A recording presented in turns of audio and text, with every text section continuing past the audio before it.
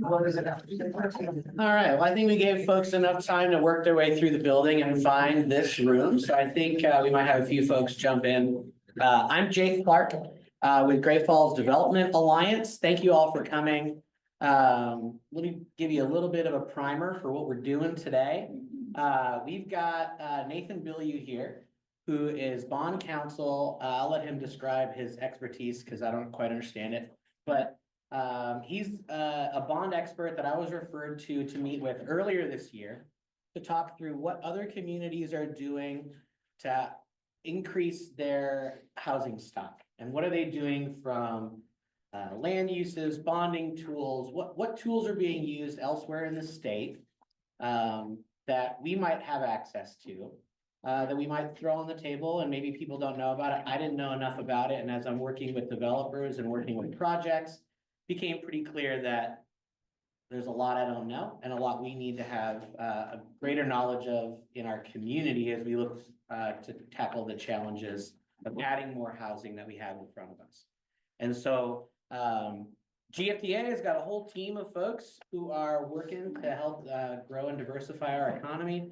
All of our information is on the back table, so please grab that. I also want to thank our city staff folks. I know you moved a big meeting so you could be here today. We really appreciate that. We have the best municipal partners of any community in Montana, and we're so grateful that we're all on the same team. So with that, I want to introduce Nathan and kind of let him talk through some tools, and then we're going to have a lot of time for questions.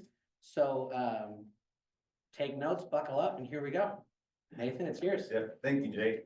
Yeah, so as Jake said, my name is Nathan Bilyeu, and I am a public finance attorney with the law firm of Jackson, Myrtle and Grant in Helena, Montana. I serve as bond counsel to counties and municipalities across the state, and also to the Montana Facility Finance Authority, which is represented here today, and general counsel to the Montana Board of Housing. So my practice is pretty focused on public finance, public infrastructure, and both the residential and commercial development fields that are reliant on public infrastructure. I don't have, you see a slideshow today. I have been compelled by literature that tells me that slideshows tend to actually reduce the amount that people take in on these kinds of seminar style lectures. So, but if there's questions at the end of this, I do have an outline I'm kind of following. Happy to email that to folks, but turns out whenever you put up a slideshow, you end up having some typo that like half of the people in the audience stare at the typo. I misplaced once the I with an O and spelled thing, and I lost the entire conversation for about 20 minutes. So those kind of things I've sought to avoid, but happy to share my outline for this conversation afterward, or send folks links to any statutes or anything that I've referenced. So I wanted to talk a little bit, and this is what Jake asked me to present on, of currently available laws that different municipalities and counties around Montana are using to develop infrastructure related to housing supply and actually building up housing supply itself. I'm not going to touch on some of the hot button legislative bills that are being considered in this session, with the exception of one that's not very hot topic and will be adopted, I'm sure, and will be really relevant. But there's some really excellent things happening, you know, around potential state housing tax credit, some of that stuff. Not going to touch on that, not a lobbyist. My focus is on tools that are presently available, that are presently being used across the state, some being used in new and innovative ways, but these are things that we can do today. I feel like a lot of the housing crisis conversation talks a lot about how do we fix this, and kind of really like sort of abstract levels of things that we could be doing that other states are doing. I'm gonna just focus on what we can do now, and what's being done across the state of Montana. And there's 4 financing mechanisms that I want to talk more about. So I'll just briefly provide what those are, and then we'll go into some detail on what they are, and I'll kind of go in the order of their use or relevance to housing. So the first tool we're going to talk about are special improvement districts, or if you're in the county, it's called a rural improvement district, but with a little bit of tweaking in how they're formed. Essentially, they operate the same way, whether it's an SID in a municipality or an RID in the county outside of any municipal boundaries, and focusing on some of their ability to finance primarily horizontal infrastructure related to housing supply. But there is some really innovative stuff being done with SIDs. In Spanish Peaks, we're building out a whole fire station entirely with the county version, the RID. So there's some things we can touch on there, but that's primarily the horizontal infrastructure. Second, I'm going to touch on commercial property assessed capital enhancement programs. Despite that word commercial, this tool is going to be a big player, and with some legislative amendment that will be happening, the hearings tomorrow, there's no controversy, is going to be a really powerful tool for multifamily housing in particular. Cascade County has created a county-wide CPACE district, and we'll be getting into a little more detail about what that looks like and why, and particularly in the multifamily space, with a definition that may be broader than you would think. This can be a really good tool. Third, we're going to talk about tax increment financing a little bit, and I believe that there is some pretty active use of that in and around here. That's fairly well understood, but there's recent legislative changes that allow workforce housing to be built with tax increment financing. And then also we'll talk about the ability to do conduit bond issuances, where a local government entity issues bonds on behalf of a private entity, typically a 501c3, and how that's being used across the state. Gallatin County's been real aggressive in using those to help address some of their housing needs, which they're right on the bleeding cutting edge of the housing crisis. So I wanted to talk about all four of those, just to overview that real quick. The first tool that I want to talk about are SIDs, special improvement districts. And I want to touch a little bit on what they are, and then how they've been used historically, and then how some cities and counties across Montana are using this tool in sort of innovative ways that are being opened up by just the increased value of property in Montana. So a special improvement district, as some of you might know, it's a local government special purpose district that, if it's an SID, is formed by a municipality.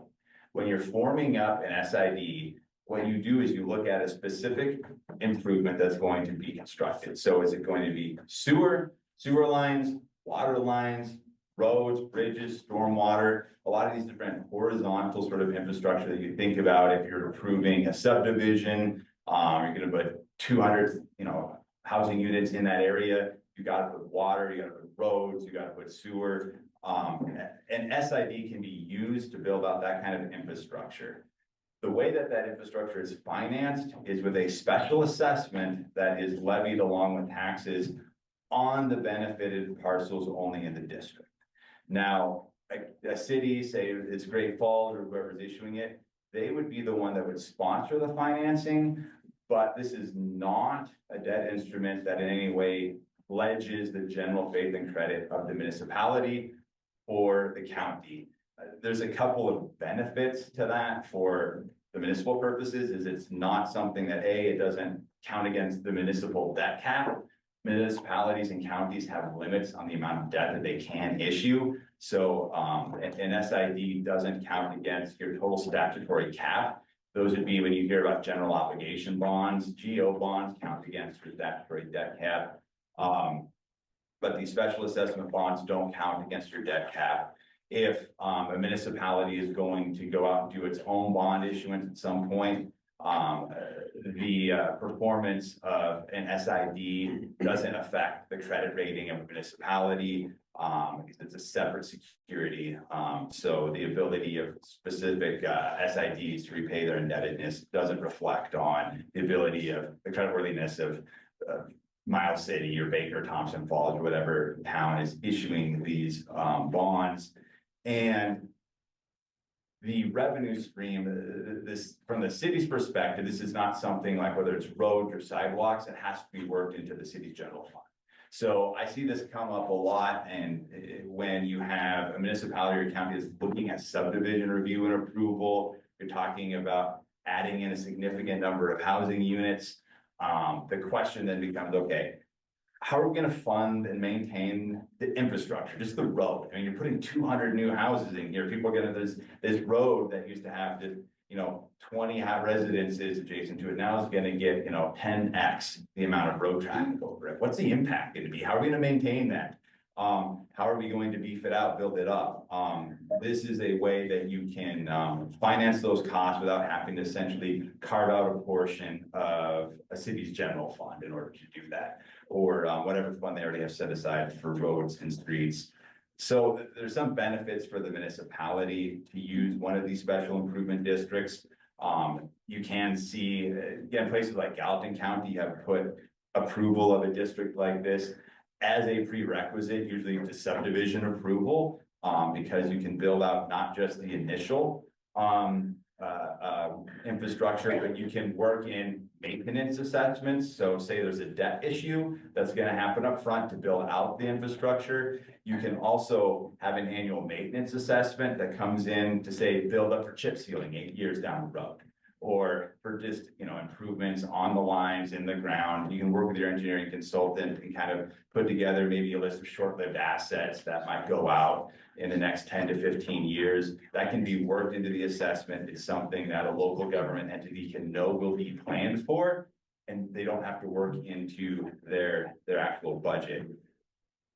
The question then becomes, so why does this work for developers? Why does this help? Why has this been sort of a tool to help increase the ability to do housing development? Or frankly, it's useful in commercial development as well when we're talking about this horizontal infrastructure. And the answer is twofold. So the first that I want to focus on is Montana has a couple of state lending programs that have significantly below market rates.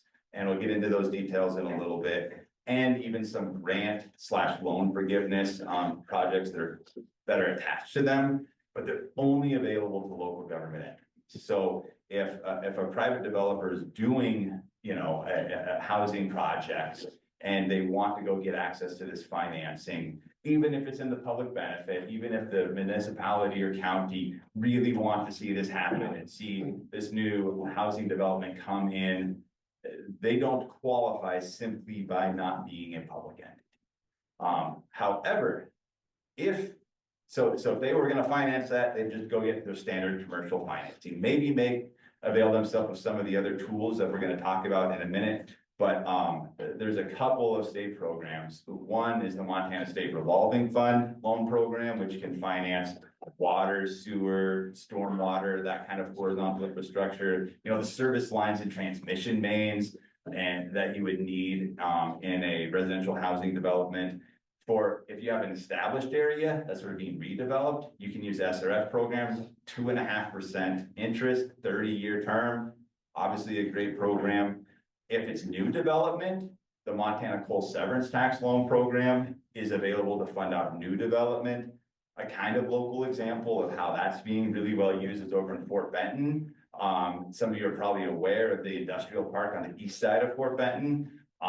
They are using coal severance tax loan programs to build out that horizontal infrastructure, roads, water, sewer, stormwater, to finance that for both commercial, and they've got to get some more housing in there in Fort Benton as well. So that's building out and getting some space ready for both housing development and commercial and industrial development. That money fluctuates a little bit. I've never seen it over 3%. 3% over 20 years, again, is obviously far cheaper than if you have a developer that's going out and just taking these loans out on their own. What that looks like in practice, right, is that if a developer has a budget that they're going to spend on a housing project, I mean, they essentially then, you're allocating more of the cost of the project to building out housing rather than servicing debt, right? Because interest rate, that just cannibalizes the revenue stream for the developer. So maybe you have a project that was going to be 27 units, now it can be 35 units. Or and this is some things that some communities are doing. You see this like in Missoula, they have maybe some some requirements around affordability that the developer is going to commit to in exchange for some of this. Like you can do some things as a carrot that the city or the county can offer that really reduces the cost of capital for a developer. And even if you fall outside of either the state revolving fund program or the coal severance tax loan program, the ability just to develop this infrastructure with an SID and just go to a bank for financing allows that debt to be issued with tax exempt bond proceeds. So what that means is that a local bank, say it's Stockman Bank or Cent Bank or whoever is going to be doing your lending, they don't have to report the interest earned as income to the IRS, which allows them then to price the bonds at a lower level and then pass that savings on in the form of a lower interest rate that usually is around 300 to 350 basis points, about 3.5%. Obviously, markedly lower, right? And so that 3.5% can be significant savings for some of this upfront cost of developing out a subdivision and a housing area to get to that horizontal infrastructure in the ground that you need. So even when you're not going into these programs, we work with local banks.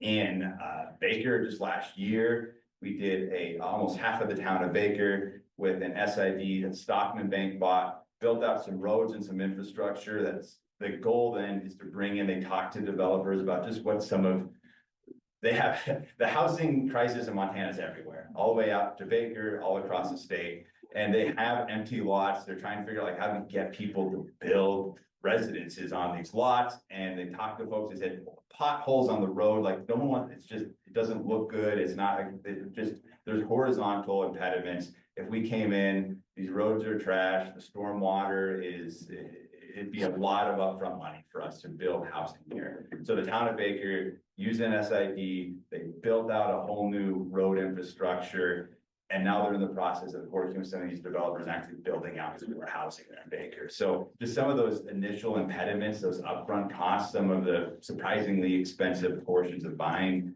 or building it can be offset with these special improvement district assets. And then one of the other advantage for developers or anyone that's in the engineering or real estate side is that the security and the repayment for an SID are these special assessments levied against individual parcels. Now, if you're a developer building out housing, initially, that's just a mechanism by which you're paying the debt service, right? You own all the parcels. If you're the developer, you're paying the debt service. You get the advantage of lower rates, which is great. But one of the additional benefits is that assessment runs with the land. So as you build out your parcels and you sell the property, that debt gets off your book. It's not all at once. You don't have to worry about sort of re-amortizing and when you can hit a point of refinancing your construction loan. As you sell the parcels, the debt's off your book. That's a significant advantage for developers, for municipalities and counties. That also is a great incentive for the developers to do the work, right? It's like, great. You're pitching this vision of, 50 single family housing units and a number of fourplexes. You're going to build this out. You're going to sell them to different property management companies. A really great image. With an SID, they have the ability to get this debt off of their books, but no guarantee, right? They have to build it. They have to make these sellable parcels. So there's a stick on that end too. They're going to keep, even though it's reduced rate, they're going to keep paying that until they get that housing supply ready to sell to either property management companies or individual owners. So there's an incentive to develop, build, get this housing stock into the marketplace. So that kind of can be a win-win for both sides. And like I mentioned briefly, traditionally, people have used SIDs for this horizontal infrastructure. There's a long statutory list of the kinds of things that you can build out with horizontal with SIDs. Actual housing itself isn't one, but if you think about some of the impediments to housing, you can use SIDs to reduce some of those impediments. And two really tangible examples that are happening right now. One, I mentioned up in Spanish Peaks, over by Big Sky, there's significant issues with access to fire control. Home insurance rates through the roof because of the lack of locally available fire protection. And some reluctance from the county to want to sponsor a general obligation bond to finance that, right? So the local people in Spanish Peaks know they need another fire station. The county dealing with some political headwinds and going out and funding a fire station in Spanish Peaks.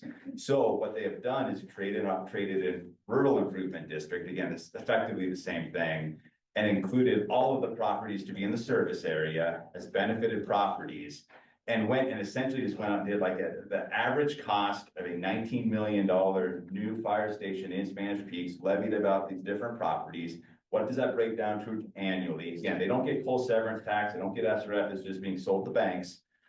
It's still, the cost was less than the problem that these folks are seeing with increased housing insurance rates. And some folks just can't get homeowners insurance there because of that absence.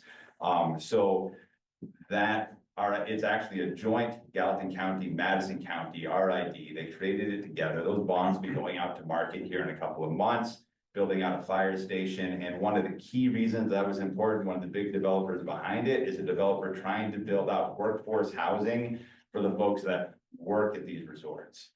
They really struggle, as you might imagine, to finance housing for staff, both with the Big Sky Ski Mountain and some of the other local resorts there. But the developer couldn't get insurance to build out a housing unit because they didn't have good fire protection. So the SID being used for fire protection is an innovative use.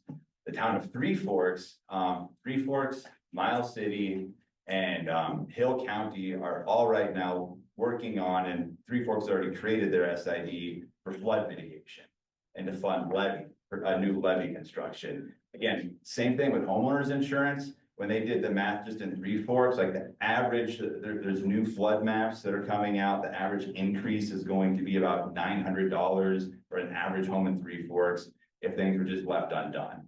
Under the SID, the average assessment will be about $300. So you have reduced cost. Again, that allows people to come in and develop and build and reduce the cost of home ownership. So those are some of the ripple effects when you think about what are some of the problems that are affecting folks locally, direct costs of building out, but also think of some of those just sort of ripple effect things that are causing housing to be more expensive in your community. And you can think kind of creatively about how can we use some of these other financing mechanisms, something other than a traditional municipal general obligation bond, to mitigate some of those things that stack up over time. So those are just some kind of innovative things that we're seeing. Foresight was another one I didn't list. Foresight also had to do a flood SID with these new maps. So that kind of covers this one tool pretty well. But again, I like the fact that it's here. We can do it now under Montana law. Banks understand this. Banks know how to buy this debt. Sometimes when you get new financing tools, like there's a lag time before your lenders and you really understand them. And so it's a great concept, but nobody actually wants to issue the debt. So SIDs are a great tool because the banking community understands them and they're well established under Montana law. This is something we can be doing right now to reduce the cost of developing housing and then essentially reducing the cost of that housing or increasing the number of units that a developer can build out in any particular development. It's a long process that we could go through. If anyone has questions about how you actually create one of these districts, there's not an election, there's a protest period. We can get into some of those details if that's of interest to folks here, but I'll flag that as a topic that I'm not going to cover, but we can talk about that and it might be particularly interesting to folks in the city. But anyway, we can talk about that during questions if folks care. The next financing mechanism I talked about, that I want to talk about, that I covered briefly in the overview, is commercial property assessed capital enhancements, and sort of referred to as the CPACE in short. But in the last legislative session, Montana adopted a statutory framework to do CPACE based financing for commercial properties, but also for multifamily housing developments. I'm going to get a little bit into this tool, how it works, why it matters for developers. But just real quickly, there is, and this is the one time I'm going to break my rule saying I'm not talking about new legislation. But because I have a pretty high level degree of confidence that this is going to pass without much opposition. There is right now what's House Bill 120 is going to amend the definition of multi-housing family or a multi-family housing facility. I should be able to say that better since I drafted the bill, right? So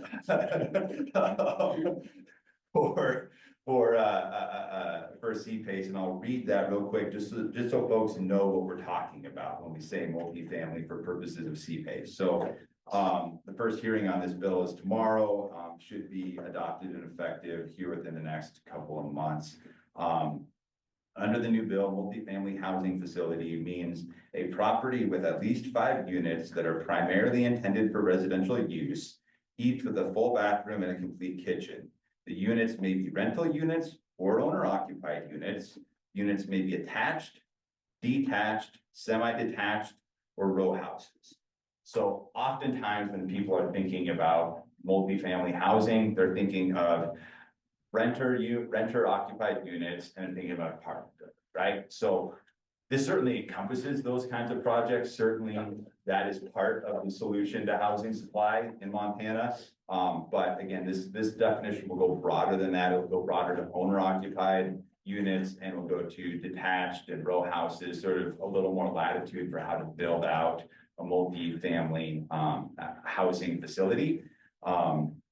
And then also note that, you know, oftentimes people hear multifamily, they kind of think of some of the Montana Board of Housing, affordable housing, you know, sort of AMI restrictions that basically make this like low income housing. That's not incorporated anyway into the CPACE statutory definition. So CPACE eligible multifamily projects could be low income, it could be market rate, it could be luxury units, it doesn't matter. So for CPACE's purpose, like this, the good promoted here is just housing supply. And any kind of housing development could qualify for this kind of financing that we're going to talk about in some detail. So what CPACE is any county or municipality can create what's called a CPACE district. Again, your county, Cassidy County, has already done this. They created a statewide CPACE district. When they do that, they appoint the Montana Facility Finance Authority, represented by Mr. Seth Lauder. Put up your hand, Seth. Here in person, to be their authorized representative on that behalf of the county to work with individual developers anywhere within the district. So here, anywhere within the county, to do CPACE eligible building and financing. What CPACE allows is for the owner of property to issue debt, which is secured by an assessment lien against that property. So unlike just a traditional debt that might have a mortgage or an indenture against the property, this is a tax lien that is first priority, it's non-dischargeable in bankruptcy, and it's non-accelerable. So the reason that it's non-accelerable. Yes.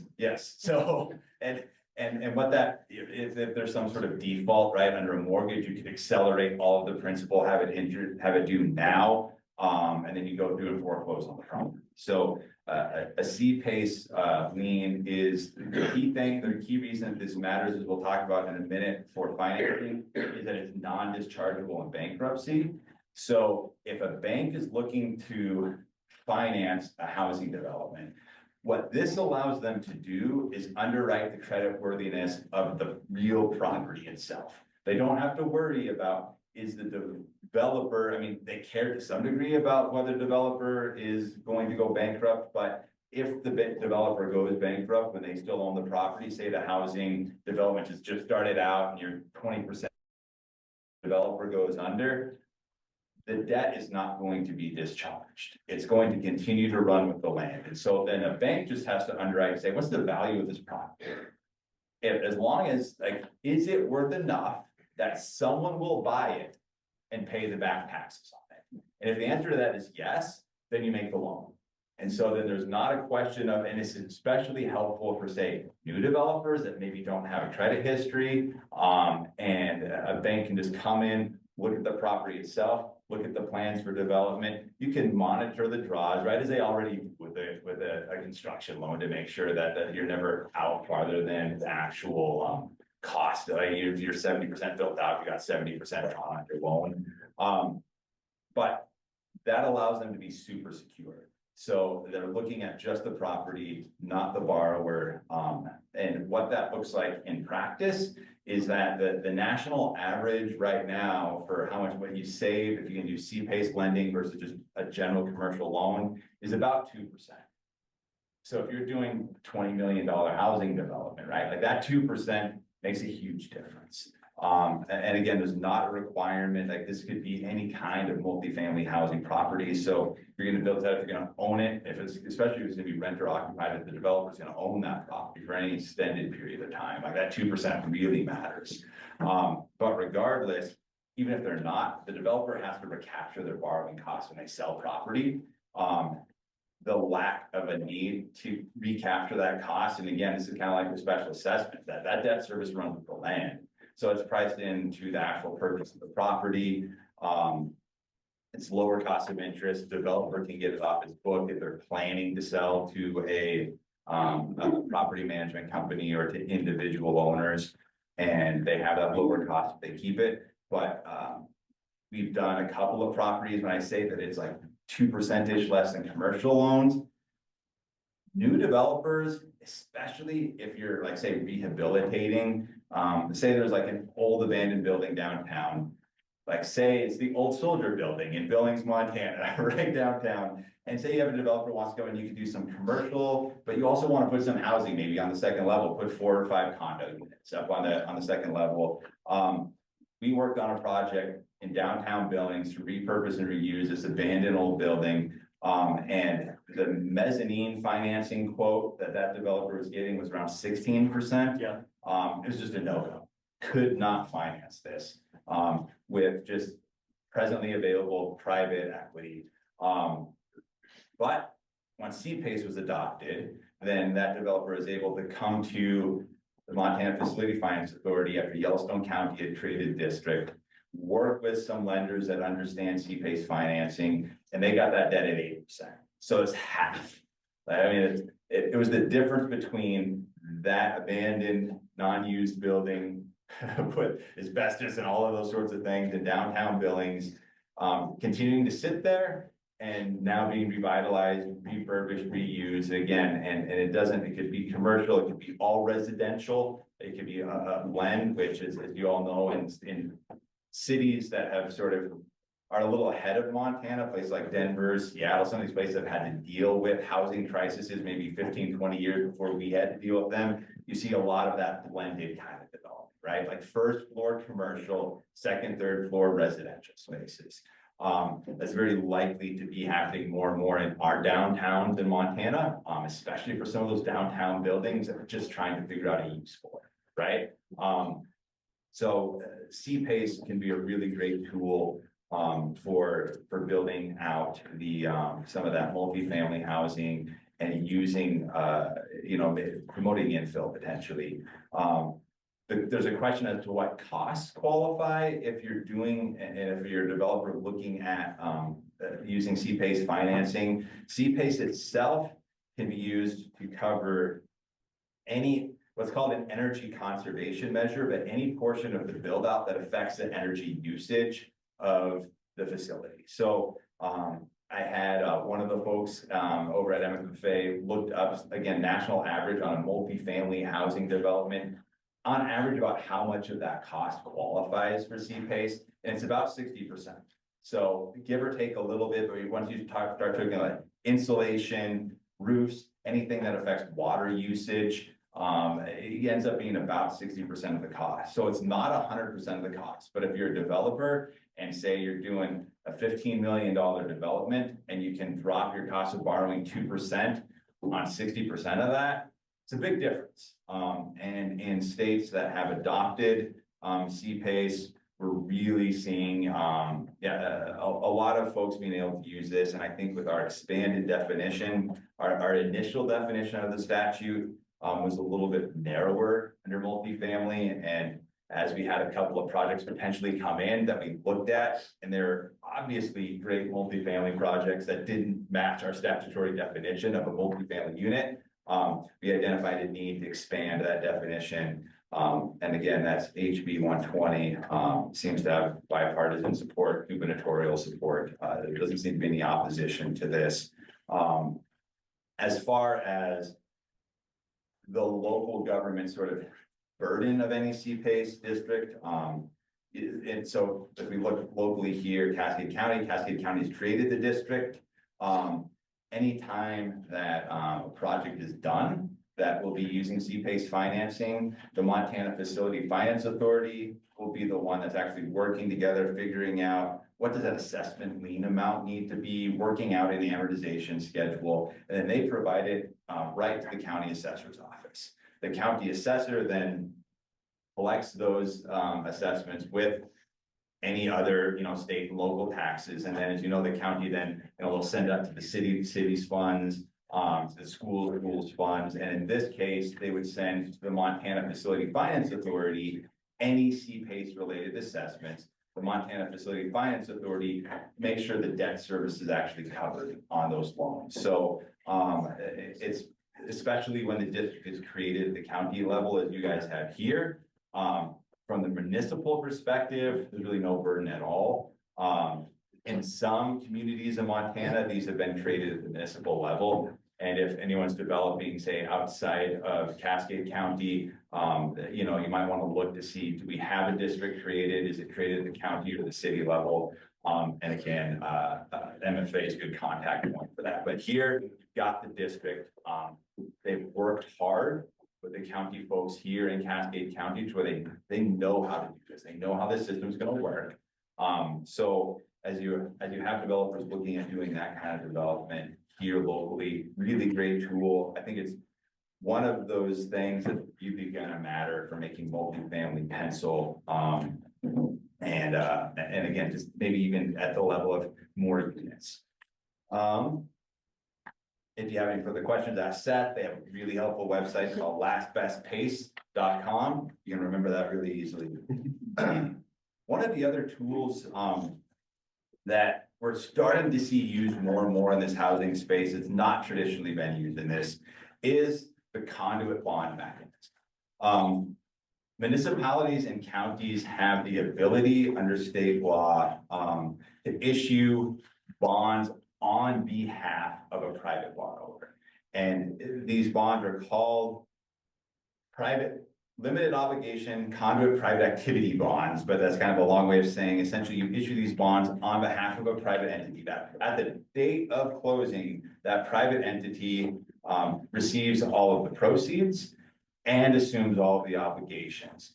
Now, traditionally, this has been used primarily for 501c3s in the healthcare space. So almost every hospital, with the exception of one local one here that's a for-profit, but any nonprofit healthcare facility, almost certainly all of their debt is issued using this conduit facility. Usually they go through the Montana Facility Finance Authority. Sometimes there's reasons to go local. We just financed a new hospital down in Harlowton through Wheatland County. But while this has traditionally been used in the healthcare space, we're also seeing abilities. I mean, if you're a 501c3, you can qualify for this tool. And Gallatin County in particular, in the last 2 years, I think has done 3 issuances related to transitional housing facilities, emergency shelters, and some behavioral health training facilities that give classes on home ownership, particularly for first-time homeowners, cooking classes, finance classes, that kind of a thing. And is sort of the housing crisis is, everything is sort of like when you look from emergency shelter, transitional housing to permanent, more full-time housing, you kind of all bleed into each other, right? Like the housing stock, a good transitional housing facility can prepare people to be successful in long-term housing. And that's the kind of thing where, like in Gallatin County, again, they issued a conduit deal on behalf of an entity called Family Promise, where they bought the former Montana Bible College in Bozeman, which the Montana Bible College moved to Helena, or not to Helena, to Billings, and sold their campus to Family Promise. Family Promise, it was a $7 million cost. They used a conduit issuance, which reduced the cost on that $7 million by 3.5%. So for a nonprofit, that literally was the difference between them being able to do the deal and not being able to do the deal. They now have, all those dormitories are now transitional housing units for up to 2 years for families transitioning out of homelessness. And they have access to a lot of classes and coursework there, and support, which then is, helping these families transition successfully into long-term housing. Missoula has had a couple of these units up and running for actually quite a while. I worked at one when I was an undergrad that Missoula ran, called the Joseph Residence, where they had like a 95% success rate for people through over the 2 years. They had, there was a lot of requirements around curfews and classes and sobriety. As a college undergrad, my job was to go breathalyze all of the people as they checked in at 10 o'clock every night. There was a 0 alcohol tolerance policy there. It was used a lot for reunification of families with kids in foster care, where if someone was looking, they had unstable housing, they could come into the transitional housing unit, and in a very monitored and managed environment, they could reintroduce foster children back with their birth parents. So Missoula has really done some great work with this, but that was all private sort of donations and charity financed. Gallatin County realized that they have such a need, they had to get out in front of it. So they did this conduit bond issuance. Conduit bond issuances, again, as we talked about the SIDs, they are not a debt of the city or the county. It can be a county or a city, but there's express language in the statute that says these can never be a pecuniary liability or obligation or pledge against the credit of the conduit issuer, the city or the county. So what that means in practice is that if there's a default, there's no taxpayer stepping in to make up the default. There's no effect on the city or county's credit rating. So again, if there was a default on, if you use one of these units and it was defaulted upon, that is not even something that's looked at when a credit agency, or say a bond insurer, if you're doing an insured deal rather than a rated deal, is looking at the creditworthiness of the town, of the city of Great Falls or Cascade County. These conduit bonds aren't a part of that analysis, and there's a lot of examples of these deals going under. And Arizona famously had a couple of big C3 conduit deals go under. They still maintain at the top level. So there's not any taxpayer obligation to step in. There's not an impact on the credit. All that is a mechanism that the federal government has created to allow certain public interest projects, C3s. There's a couple of other categories of these, but for housing, primarily these C3 bonds are the most likely to be relevant tax exempt conduit deals. But effectively, the federal government has allowed this subsidy to step in and help build out certain public benefit projects. What that would look like for a local government entity to do one of these bond deals is it's about a month-long process. You have initially a hearing of stating your intention to issue a conduit bond. You detail the project, you detail where it's going to be, you publish that once a week for 3 weeks in your paper. And then there's a hearing, and what the city that would be an issuer or the county that would be an issuer would need to determine is that the project is in the public benefit. And so if there's that finding of public benefit, that then triggers that ability under both state and federal law to issue these bonds. The city's involvement then would cease on the date that you actually close on the bonds, you sign all of the paperwork, and the financing is out. And at that point, you're not really involved at all. So that is a tool, again, that we're starting to see in the communities that are most dealing with some of that that pressure, that pressure on the downward side of some of their housing. You can do conduit C3 bonds for just, typical housing units, but there are restrictions in that, on, the ability to do it as far as how much you allocate to certain, income levels. And the Montana Board of Housing can already do that, and they have so many other programs related to affordable housing that, like, frankly, it's just probably not a space that if you're doing long-term housing and you're doing this as a conduit bond, probably just direct the developers to the Board of Housing. There's probably not a space where the city or the county needs to step in there. The Board of Housing has so much expertise on affordable housing development, but they can't do transitional housing. They can't do emergency shelters. So that's really a niche that your local governments can step into. And then the last financing tool that I wanted to touch base on is tax increment financing. In 2021, the definition of an eligible project for tax increment financing was amended to include workforce housing. And that term is not defined in the statute, which gives quite a bit of latitude to local government entities to figure out what does workforce housing look like in our community? What kind of AMI restrictions do we want to attach area medium income restrictions to our workforce housing? But what that means is, you know, a tax increment, any kind of a tax increment district is created when a city or in a city, it's called an urban renewal district. In a county, it's called a targeted economic development district.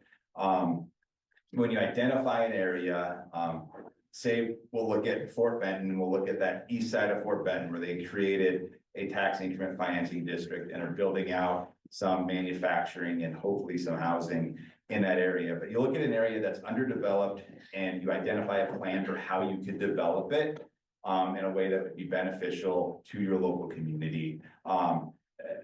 Historically, that's kind of been very just hard infrastructure focused on sidewalks, road lighting, that kind of a thing. Or if you're building out an individual building, maybe you're building out some of the public facing and public impacting areas.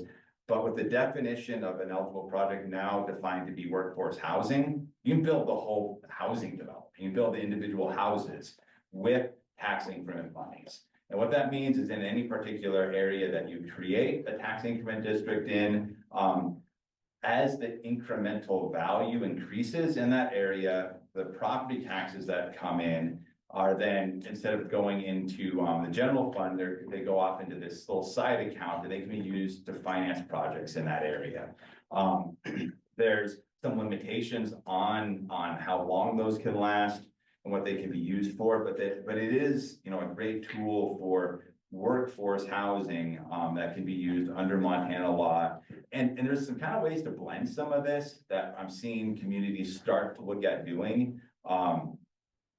Sometimes when you create a tax increment district in an area that's already like growing and developing, like that can create winners and losers, some concern like are siphoning out money that the school is already going to get.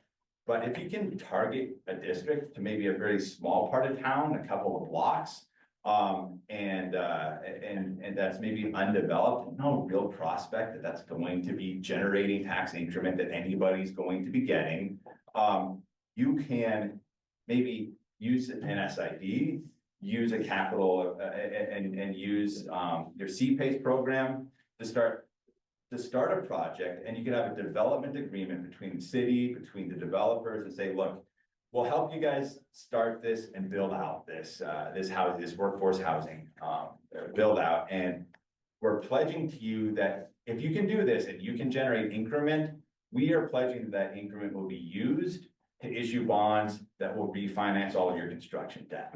So the developer might get some private debt equity, they might use some CPACE, some SIDs, and say they've got $15 million on their books to build out this housing unit. Well, if there's a development agreement in place where the city says, we'll create a district for you, create a urban renewal district, and we will agree that if you generate the increment, we will use it for you to clear the books, your books out. Then you can kind of create a win-win, because if there was not great prospect of that property being developed anyway, now say the city can get exactly the kind of housing that they want. The city has the latitude to define workforce housing, how they want to define it, add any deed restrictions that they want to add. The developers then get that, and the creative is great. You have this great idea, go build it.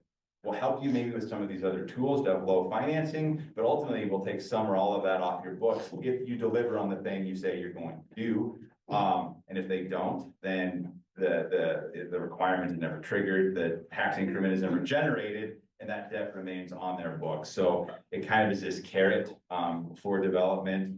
And with that new ability to do tax increment financing with workforce housing, we're seeing this kind of thing has happened a lot in the past with the traditional municipal infrastructure, where say a city says, all right, we are gonna just do some water and sewer revenue bonds, build out some infrastructure here, but we're doing that to attract growth and to attract development. And so we're gonna create a urban renewal district, and when that growth comes, we're going to refinance our water and sewer revenue bonds, take those off the city books so that the public isn't liable for that. We're gonna refinance that, pay it off with tax increment. So that's a fairly traditional mechanism in Montana that differing communities have used to varying extents just to manage their own municipal utility infrastructure costs. But now that workforce housing has been added to the definition, we can take that traditional tools that's being used for municipal utilities, add that to workforce housing and apply the same logic. It requires a little more that public-private partnership. Strongly recommend if you're doing that to have a development agreement up front that's very clear on what the city expects to see and requires, and very clear from the developer's perspective about what they're going to deliver before you really get into any of that, because you know you can imagine there's 100 different ways that can go off the rails during the process if people have differing expectations about you know how much of these units are going to be designated for workforce at some sort of level of AMI. Or what's the timeline on which those tax increment bonds are going to be issued. So there's a lot of minutia in there. We want to have that agreement up front, but at least this financing mechanism, this blending of some other construction financing tools into a TIF bond has been used historically by different communities. We can now do it with workforce housing.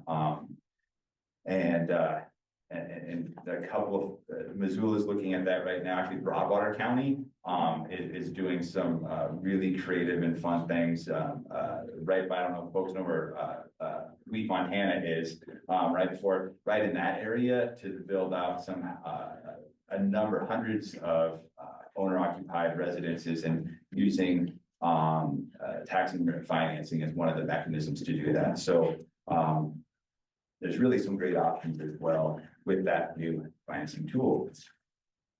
With that being said, I think I'm right at 11 when Jake wanted me to stop for questions. So, yeah, so like I said, I know this is kind of a fire hose of information. I kind of suspect that one or two of those landed as potentially interesting. Some of them were not at all interesting for different folks. So yeah, benefit of Q&A so you can figure out which of that actually might be useful for you balls. Brock, you've got a question? And do.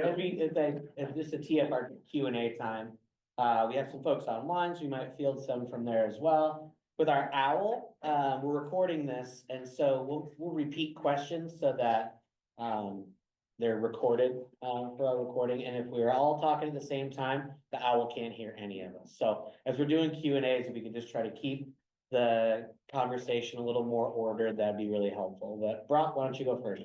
So my question as far as sequencing these financial strategies while undergoing the zoning and housing process and understanding what are the best practices for both the governing entity and for the developer? Like, are these things that ideally we should be doing simultaneously with our zoning approvals? So the question is, how do we line up the dominoes with other processes relevant to the development process? Where do these financial tools fit in chronologically? Yep, okay, perfect. So the short answer is yes, it should all be going on a parallel path.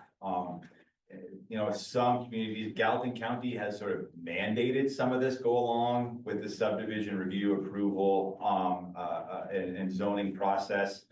I mean, they're going to require, you know, RIDs for at least street maintenance, be formed up at the time. They're gonna require waivers, and so I'll get into a little bit of the detail. When you create a special improvement district, the process to create that district, you figure out what your costs are gonna be, and then you figure out how you plan to allocate them across the different parcels. And there's a number of different options. The three most common options, though there are more, are just an equal amount per parcel. Just take the annual debt service, divide it by the number of properties, and you have to add 0.5%. There's a couple, it's not quite that simple, but it's mostly that simple.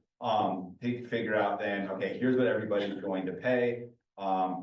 That's one common way. There's also one based off of taxable value. So you look at the total taxable value in a proposed district, and then everyone gets essentially their pro rata share based off the taxable value of their property. And then a third way that's most common when you're doing roads is just lineal footage, the size of the actual parcel itself. That one's not very common unless it's like uniformly residential or uniformly commercial, because like if you have a blended neighborhood, like lineal footage in front of a Walmart doesn't really mean, like, that's not as representative as it is across one, you know, you have one house with a big yard, they aren't getting an equally proportionate benefit, right, from that new road. But in, say, just like if you're just doing, you know, 200 new homes, maybe that lineal footage would work. But usually what you're trying to capture there, you effectively get to the taxable value. So I see folks primarily using just an equal amount per parcel because it's easy. And the taxable value mechanism. But once you've decided that, then you have to mail out to every owner in the property. Now, if there's a developer that has just all of the parcels, this is pretty simple. But you give them a period to protest. And if owners that will be responsible for more than 50% of the costs submit a written protest, you cannot move forward with the special improvement district. It's defeated. Now, what you can do is you can require, either you can go through that process, or what's really common, again, Gallatin County does this, is you just require waivers up front. Like, we're not gonna go through all of this. We're just gonna require you to waive your right to protest to the creation of a rural improvement district and maintenance. They detail, you know, what it's going to cost, and you just waive it. And so that can be a part of, like, if you want your subdivision approved, you're gonna have to waive this. And then that way, then Gallatin County knows there's a plan for maintenance that also can include snow removal as a part of that. You can plan for all of that. So some communities require you to do that at the same time, but you certainly want to do it at the same time. Because it really goes into zoning and in your different subdivision approval, this analysis, okay, like like if it makes the difference for how you're gonna build the community out, like as a developer, you wanna know that, right? Like, are we doing, how many units are we building out? How many of these parcels can we build out in this phase? Like, say you're like, hey, if we can like get some SID financing, maybe we can do what was phase 1 and 2 just right now. It's just phase 1. And that would affect what you're submitting for, right? So I think the best approach is upfront to be working with your city or your county, and figure out what is their appetite and ability to sponsor and help with some of these tools. And then you can decide, okay, then what's the scope? How big are we going on phase 1? And then you don't want to start over again, right? You don't want to get halfway through there, even finish it, and then say, actually, great, these are some awesome tools. We can build out phase 2 and phase 3. I can go back through zoning and subdivision review process. So yeah, the short answer is really upfront, full, clear communication. And it really has to be a collaborative process, right? Like, none of these tools assume a partnership where everyone kind of is shooting for the same end, right? Like, if either the developer's pushing back on what the city needs, or the city's pushing back, like at that point, you kind of realize up front, okay, maybe none of these are really gonna work for us very well. I guess the one exception there is with CPACE, where by statute, we really put MFFA into that process. But tackle MFFA right away, because there are certain eligibility requirements and studies they have to do. You want to know as soon as you can if you can use that tool. So really, the sooner the better, in order to avoid all of the costs of redoing your regulatory compliance work. Thank you. Yeah, we got another question. Yep, and I'm really green at this, but so we have an elected body, commissioners and a mayor, so what kind of extra commission approvals are needed to get through this SID process specifically? Yep, so So what municipal approvals are required to get through or to create an SID in this case? all right, so there is essentially a two-step process by statute, there's a two-step process. I don't know if Great Falls, you can add an additional step or two to this by just municipal ordinance, and I do know municipalities that have. So what I'm going to describe is just the statutory process. There may be additional steps that have been added locally. By statute, what you have is first, the city council will hold a public hearing on a resolution of intention to create special improvement district number 27, whatever it is. That resolution of intention will describe the nature of the improvements to be constructed, a not to exceed amount of an assessment, and will then require that they'll set a later hearing date and then direct the notice to be published and mailed out to all of the folks in the district. So that first, there's usually some preliminary hearing meetings before this, like you might have a public meeting with like a work session.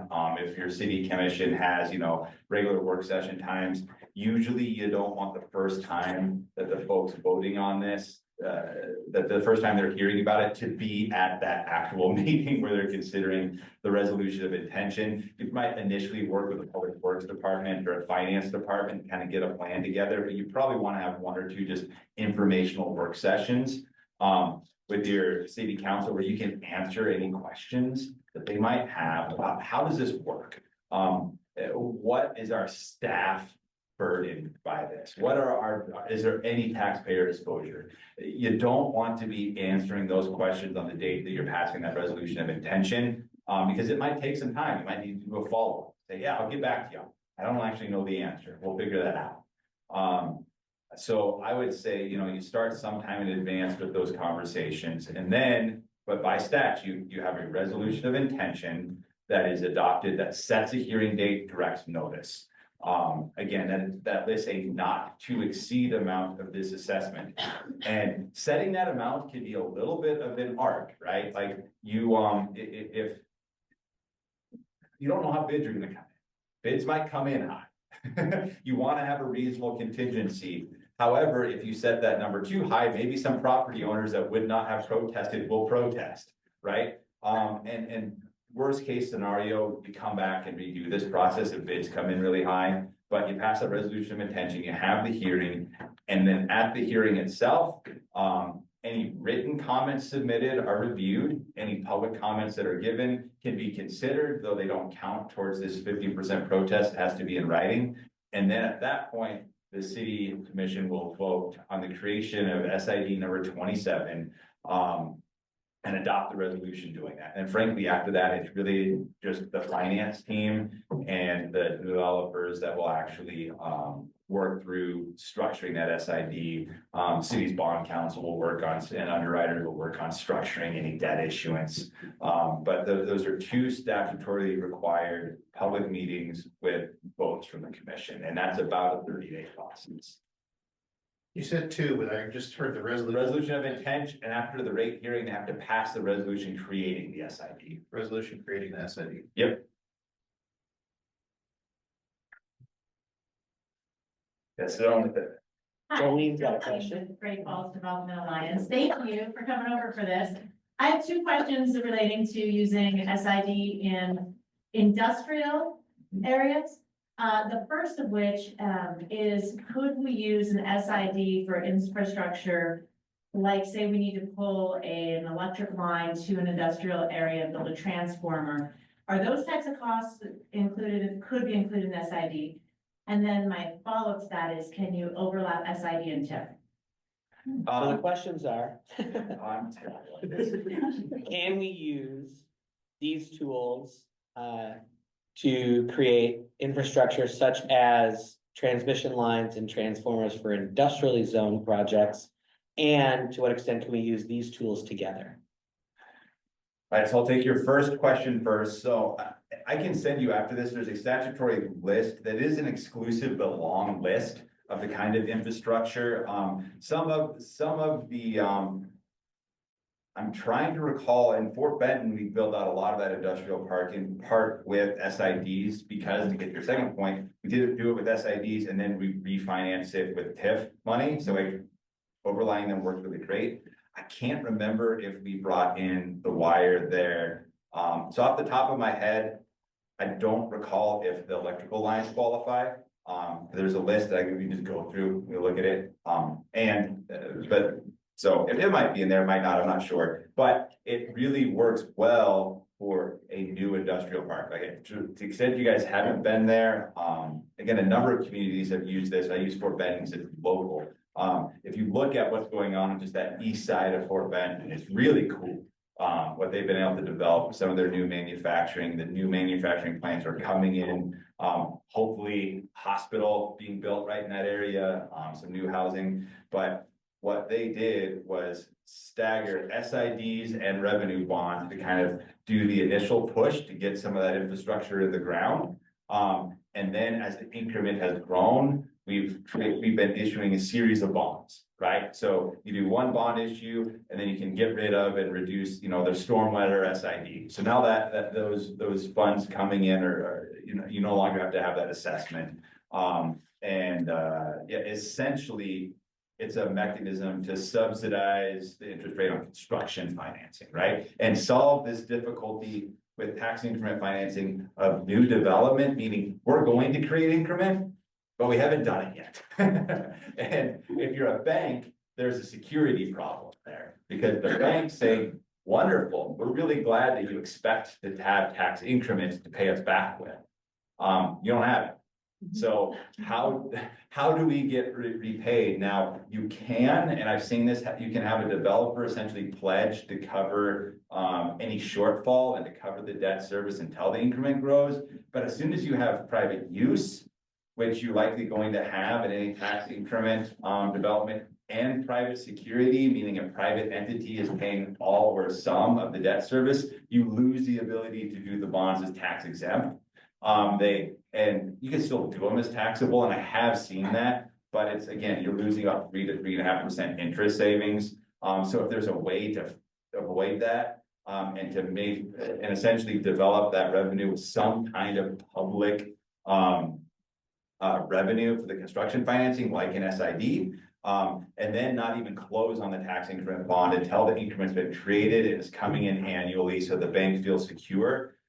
Then you can maintain that tax exemption all the way through. So you have tax exempt construction financing, you have tax exempt long-term financing, and again, drastically reduce the cost of capital. So that has been historically used by municipalities and just some of maybe their water or sewer development, but in industrial parks, it works really well. And I'm aware of at least 2 other communities that are doing this for housing. So yeah, it's actually a really great way to solve the problem of new development with tax increment financing. It's really easy to do TIF in downtown Missoula or downtown Great Falls or somewhere where like everything's built out. We have a pretty long history of growth. We kind of can project pretty easily what the growth is going to be, even if nothing new happens. Those are easy tax increment deals to do. The harder ones are, here's an undeveloped area with little or no growth, and we want to develop it out to fill in housing or industry or whatever you want to put in. How do we get a bank to actually buy those bonds? So SIDs could be part of the answer to that. Thank you. We got one question online. Can the C-PACE work with tax exempt buildings such as hospitals? Yes.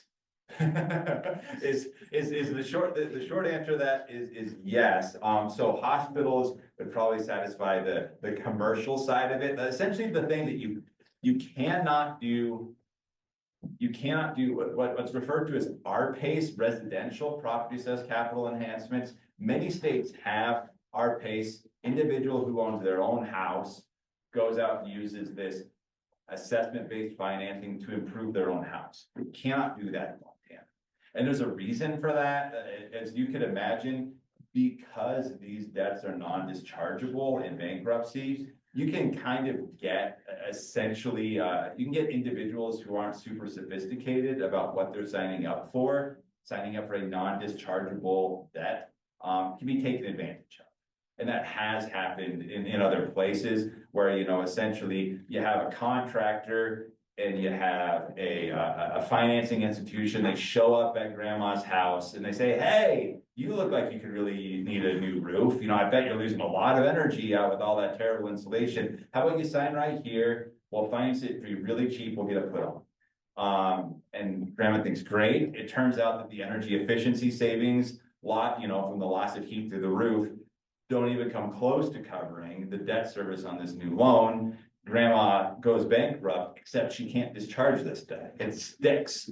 And so there's potentials for individual homeowners to be taken advantage of. So Montana has not moving forward with an R-PACE program. However, with commercial or multifamily housing, where you have like a sophisticated development team, usually up front, some of those same consumer protection concerns are mitigated. And then they're almost entirely eliminated then by having the Montana Facility Finance Authority come in. Part of the analysis that they do is they do a cost effectiveness analysis. Part of what they have to determine is that you actually are saving the kind of money that makes this debt service make sense. You can cover it. So we have a state agency, so hospitals could use it effectively. Anything other than owner of a single residential unit, but if you're other than that, you can probably qualify. Can you use it with new construction? Yes. Yep, you can do it with new construction, you can do it with rehabilitation. There's even what we call retroactive PACE, where you can go back and finance costs that would have been eligible that you've already done.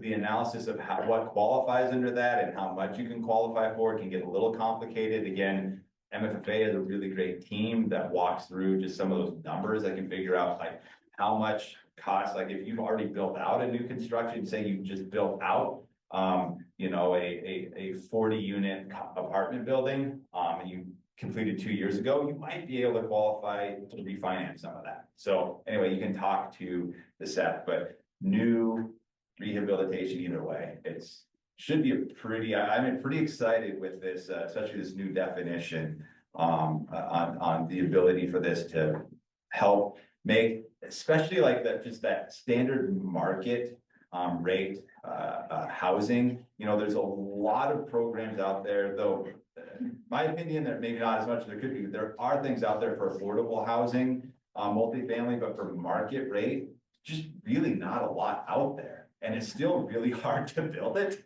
as developers can tell you. And so I think this tool is really gonna help you just like that market rate, multifamily housing kind of development. And it's great for commercial, for hospitals, and those kind of things. Go ahead, Mark. Back to SIDs, a quick one. So the bonds go out to market, what kind of interest rates are we seeing on SID bonds? Yep, So so what kind of interest rates are we seeing on the SID eligible bonds? I apologize. No, you're doing great. For those of you on the internet. Yeah, so right now, we're seeing these SID bonds priced. I'm trying to think of the most recent SID bond that was not coal severance restorative. Those really aren't tied to market. Might be the Baker deal. I think those were 4.5%. But the good rule of thumb is you can effectively look at what taxable financing would be. If you're a developer, just go and quote, usually your bank will quote you both a taxable and a tax exempt rate if you ask them to. The spread is usually about 3%. We just did a conduit deal, which prices the same as an SID deal if they're both tax exempt down in Dillon, for the University of Montana Western, built out that new football stadium for them there. That priced at that was 3 3/4% lower as a tax exempt deal. I think that was right about 4% as well. So you're usually looking between 3 and 3.5% cheaper. So if that 4% number obviously won't be super relevant in a year and a half from now, but if you can usually use that spread figure of about 3%. And the developer can just go ask their bank to price both is really the best approach. Sometimes your bank might not. They might not quite understand. Different banks have differing levels of sophistication with pricing tax exempt deals. So even if you just have, hey, need a loan for this project, what will it cost me? And you can usually assume about 3% less than that. Again, the reason I say the about is the value of tax exemption to banks and to any investor group, because what you can do, I mean, I say banks, but you might work with, you know, a local underwriter to actually publicly sell these as bonds. So Miles City, we just did this. You know, they worked with DA Davidson's and did a public sale of the bonds, and some local community folks bought interest in it, and a local bank bought about half of them. But you can usually assume about 3% less, and that might change. Like if our as the federal tax rate changes, the value of having a tax exemption changes. So if tax rates go up, taxable bonds are even more valuable. Spread might be 4 or 4.5%. If tax rates go down, that value decreases. It might go down to maybe a 2% spread. So the movement in federal tax rates will affect the value of the tax exempt status, but right now it's right around 3%. Other questions? Go ahead, Brock.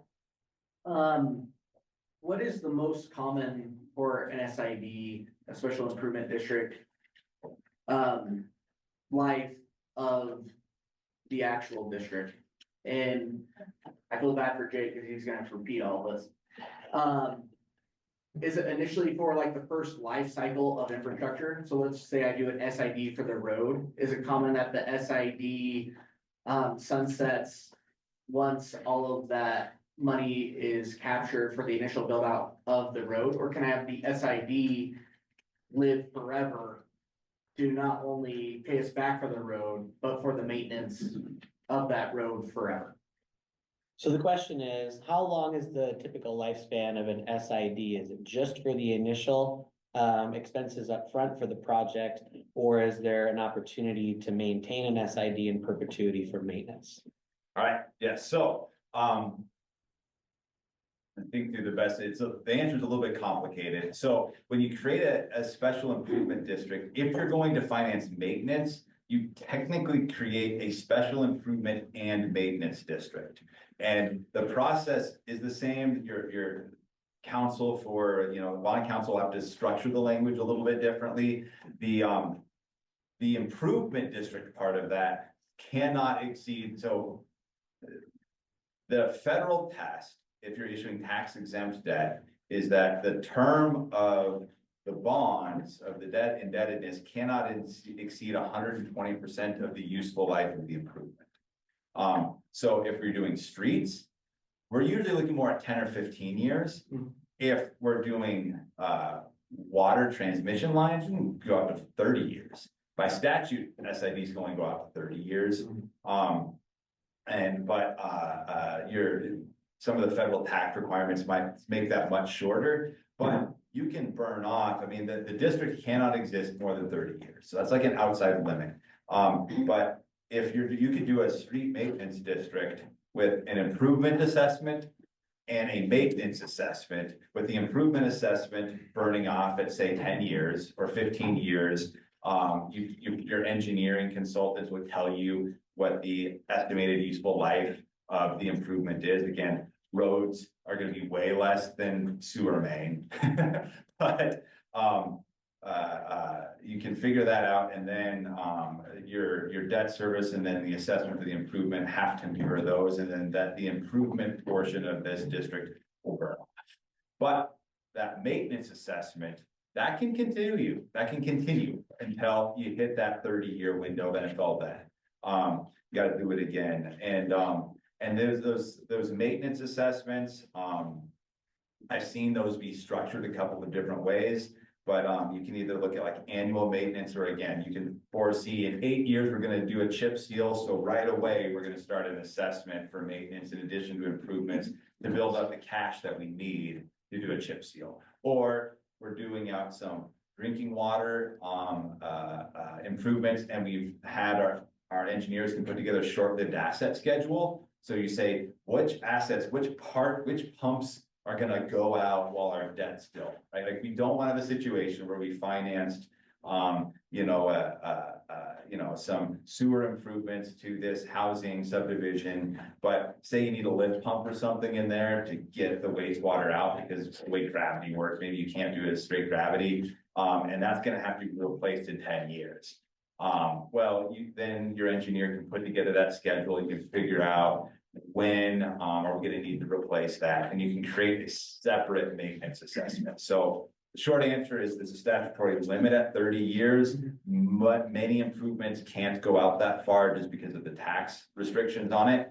But those assessments not only can be, but have to be disentangled. You have to have, to the extent you're using assessment monies for maintenance, it has to be separately carved out. In that resolution of intention that we talked about, people have to be able to see what the two things are and protest one or the other, because you might think, hey, I agree that we should build this road out.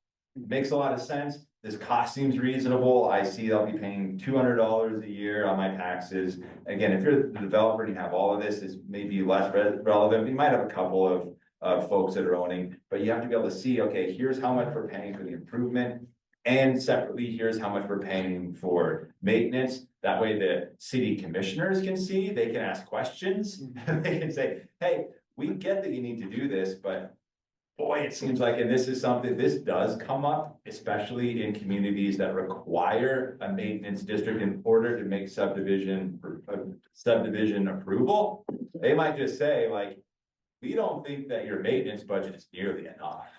And you need to be assessing, because you could get a problem where a developer essentially underestimates intentionally the cost it will need to maintain this assessment, because they have no intention in being there in 10 years. They don't care. The property, like, they've sold it, they've moved on. And so part of the subdivision review process can be, is this a reasonable amount of maintenance that you're planning on? Will you be able to actually chip seal this road? Will you be able to finance the short-lived assets in your water and your wastewater? Are the various parts of the storm infrastructure, is that going to be actually maintained with your maintenance assessment? So they have to be disentangled, and the analysis is separate.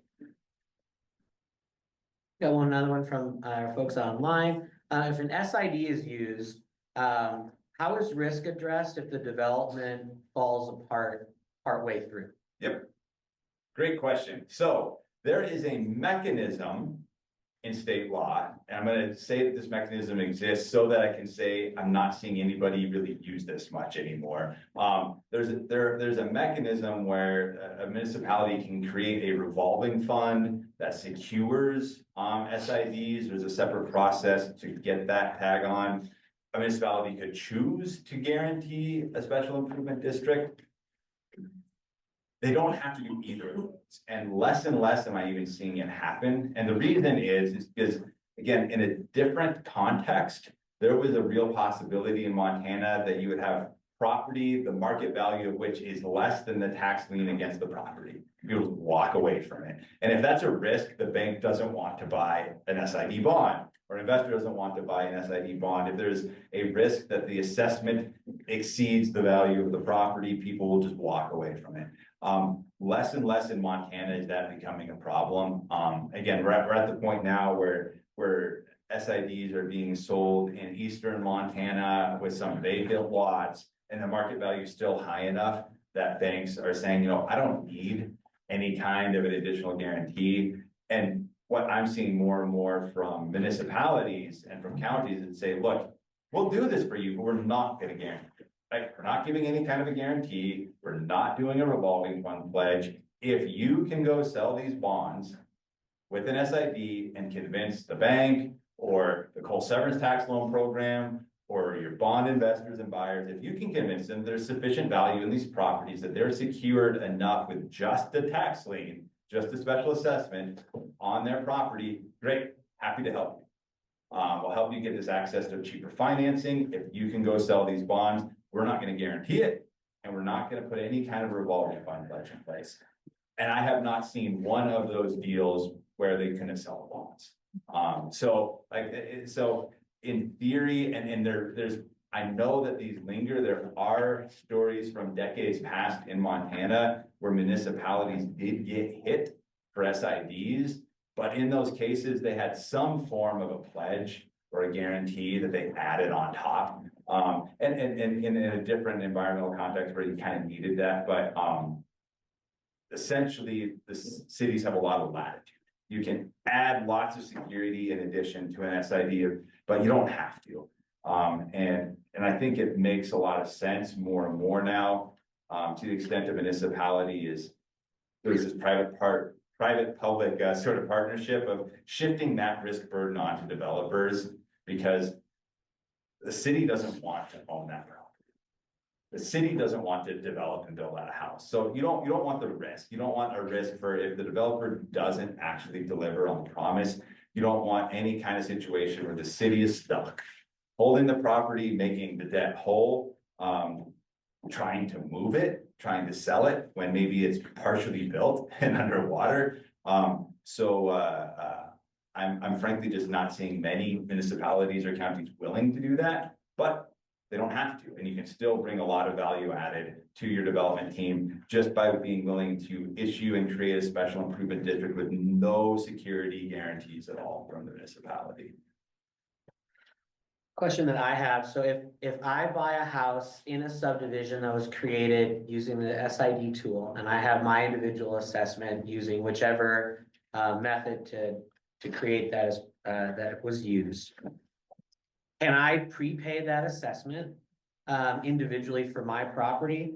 And if so, can I do that at various points during the financing of my home or even the purchase of the home? Is that financeable? I'll go to your second question later. Okay. So the first question of can you prepay? Yes. So the statute that allows you to create special improvement districts requires that any individual property owner at any time be able to pay off their allocated share of the principal at any point. So say it's a 20-year SID and 3 years in, you buy the property as an individual from your developer. You can then go in, get a report on what your allocated or percentage share of the principal is, and that's using the same method that we use for annual debt service. So it's either an equal amount per parcel or some of the other methods that we talked about. And at that point, then you prepay it, and these debt instruments are structured. And again, this is the role of your bond counsel in this deal. If you structure the debt instrument such that then the debt is re-amortized. So it's not a situation, and this would be a problem if somebody prepaid on their SID, and the bank just applied that basically at the end. Like if you prepay it, like if you pay extra on your mortgage, right? Like your mortgage payment doesn't change tomorrow. But an SID, it will change. You have to re-amortize the debt. Otherwise, you get into a situation where now you have fewer parcels paying every year. And if the debt service isn't re-amortized, you're gonna have a mismatch. You're gonna have too few. So at any point, the owner of the property, of the home, of the condo, can prepay it. If it's a property manager that's bought up some fourplexes or something, at any point they could prepay it. That's also something that can be negotiated at the time of sale. So if you get to the point of sale and the developer wants to, agree that, we'll pay this off now, or if the seller wants to sell it later, that's a cost that can be covered at the time of sale. Whether or not you can work that into your mortgage, is gonna really come down to an area slightly outside of my expertise, of the loan to value analysis, right? There's going to be some other restrictions on whether your mortgage is gonna let you wrap those costs into the mortgage. But there's nothing legally stands in the way of you financing the cost of paying off an SID. There might just be underwriting restrictions from whoever you're trying to borrow from that isn't comfortable financing something they don't see as like a value added or collateralizable portion of the transaction. Great, thank you. Another kind of weird one. Can the city create an SID in a parcel that has not yet been annexed? Like its limits? So the question is, can the city create an SID for a parcel that's not currently annexed into the city? Okay, if the parcel is only, if the parcel individually or parcels are only outside the city, no. Has to be a rural improvement district, the county has to create it, using essentially the same process. For whatever reason, the protest period is different between cities and counties. But leaving that aside, if however, a special improvement district has parcels that are in the city and adjacent to the city can create it. There's a process for the county to, the county essentially, they have to pass a separate resolution in which the county agrees to the creation or the inclusion of county properties. And there's actually a separate little protest process for just the county properties. And the reverse is true. If the county is creating a rural improvement district, say there's 17 parcels in the county and 3 that abut this, that say one developer owns all these parcels and 3 of them are in the city, then the county could create it, but the city would have to concur in that process. So it's kind of a joint process between cities and counties. But if all the parcels are only in one jurisdiction or the other, then that particular jurisdiction has to be the one that actually creates your SID or RID. If it gets annexed later, how does that affect that rural district into the city? So If then annexed, how does that rural district play with the annexation process into the city? It's a great question. Recently had this conversation with the city of Polson. So there was an option to just to do nothing. You annex it in, that property, that is always going to be a rural improvement district bond unless you do something different with it. Okay, so they could be annexed in and it would still be, say you're looking here, that would still be a Cascade County rural improvement district bond, where Cascade County is actually managing the debt service, right? They're collecting the assessments, they're paying on those bonds, even though those properties are now in the municipality. Sometimes this is what I mentioned, Polson, the city of Polson has a process where they require refinancing of any RIDs that are outstanding with municipal revenue bonds or municipal special assessment bonds. They essentially want to get all of their city on one maintenance schedule, all of their city on one sort of debt issuance schedules. Like you might work out, we're gonna phase in, the city of Thompson Falls just sewered, actually we're about to issue the bonds for the last phase. They're doing a 4-phase process to sewer their entire city. They literally just draw lines here, here, here. We're doing this quarter of the city this year, this quarter of the city this year, this quarter of the city this year. That kind of thing is really hard to do if you have a patchwork of debt that has come in and built out, you know, your various pieces as they come into the city. So some municipalities are finding it easier to require refinancing with some kind of municipal debt instrument, just so that it's easier for them on a planning basis. There's no requirement to. I also know the communities that just don't bring you in. The county keeps paying, covering the debt service on that RID bond until it's paid off. I have a question.